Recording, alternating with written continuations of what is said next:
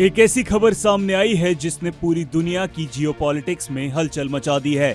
एक ऐसा कदम जो इतिहास के पन्नों को पलट रहा है। रूस, जी हां, वही रूस जिसने कभी अफगानिस्तान में 9 साल तक जंग लड़ी थी, आज उसी अफगानिस्तान की तालिबान सरकार को मान्यता देने वाला दुनिया का पहला देश बन गया है। ये सिर्फ एक राजनयिक फैसला नहीं है, बल्कि एक बहुत बड़ा जियोपॉलिटिकल दांव है। तो सवाल ये है कि आखिर रूस ने ये कदम क्यों उठाया?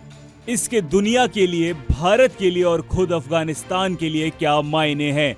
चलिए आज इसकी गहराई में चलते हैं। गुरुवार का दिन मॉस्को में रूस के विदेश मंत्रालय ने आधिकारिक बयान जारी किया। उन्होंने न सिर्फ तालिबान सरकार को मान्यता दी, बल्कि काबुल से आए तालिबान के राजदूत गुल हसन को स्वीकार भी कर लिया।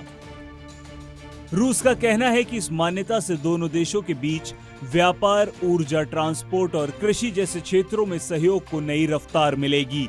साथ ही रूस ने आतंकवाद और ड्रग्स के खिलाफ लड़ाई में तालिबान की मदद करने का वादा भी किया है।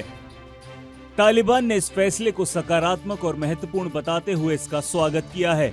ये वो पल है जिसका तालिबान 2021 में सत्ता में आने के बाद से इंतजार कर रहा था।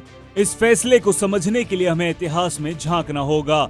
ये वही रूस है जिसकी सेना को 1989 में अफगानिस्तान से हार कर लौटना पड़ा था, और उन्हें हराया किसने था? अफगान मुजाहिदीनों ने, जिनमें से कुछ ने बाद में तालिबान बनाया। कभी एक दूसरे के खून के प्यासे आज राजनयिक साथी बन गए हैं। ये दिखाता है कि कैसे वैश्विक राजनीति में कोई स्थायी दोस्त या दुश्मन नहीं होता, सिर्फ हित होते हैं जो स्थायी रहते हैं।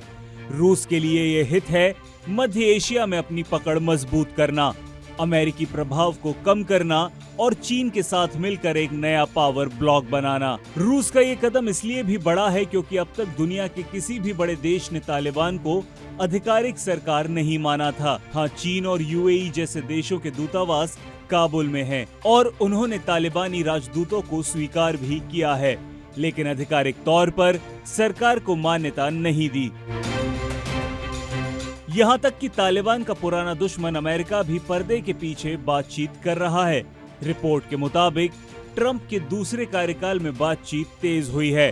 तालिबान ने अमेरिका में अपना दफ्तर खोलने का प्रस्ताव भी रखा है। मार्च 2025 में 2 अमेरिकी कैदियों की रिहाई के बदले अमेरिका ने भी तालिबान के 3 बड़े नेताओं पर से इनाम हटा दिया था। मतलब साफ है, जहां एक तरफ दुनिया तालिबान से मानवाधिकार रिकॉर्ड, खासकर महिलाओं की शिक्षा और अधिकारों पर सवाल उठाती है, वहीं दूसरी तरफ अपने रणनीतिक और आर्थिक हितों के लिए उससे जुड़ने के रास्ते भी तलाश रही है।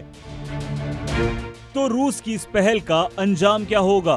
पहला, क्या रूस के बाद चीन और दूसरे देश भी तालिबान को मान्यता देने की लाइन में लगेंगे? दूसरा, क्या ये तालिबान के लिए एक बड़ी जीत है जो उसे अंतर्राष्ट्रीय मंच पर वैधता दिलाएगी? तीसरा और सबसे बड़ा सवाल है कि क्या अंतर्राष्ट्रीय मान्यता से अफगानिस्तान के आम लोग, खासकर वहां की महिलाओं और बच्चियों की जिंदगी में कोई सकारात्मक बदलाव आएगा, या ये एक और सियासी खेल बनकर रह जाएगा? इन सवालों के जवाब भविष्य में मिलेंगे, लेकिन एक बात तय है, अफगानिस्तान एक बार फिर दुनिया की बड़ी ताकतों के बीच शतरंज की बिसात बन चुका है और रूस ने अपना पहला और सबसे बड़ा मोहरा चल दिया है। आपकी इस पर क्या राय है? क्या रूस का फैसला सही है? हमें कमेंट्स में जरूर बताइए। और ऐसे ही डीप एनालिसिस के लिए हमारे चैनल जी भारत को सब्सक्राइब करना ना भूलें।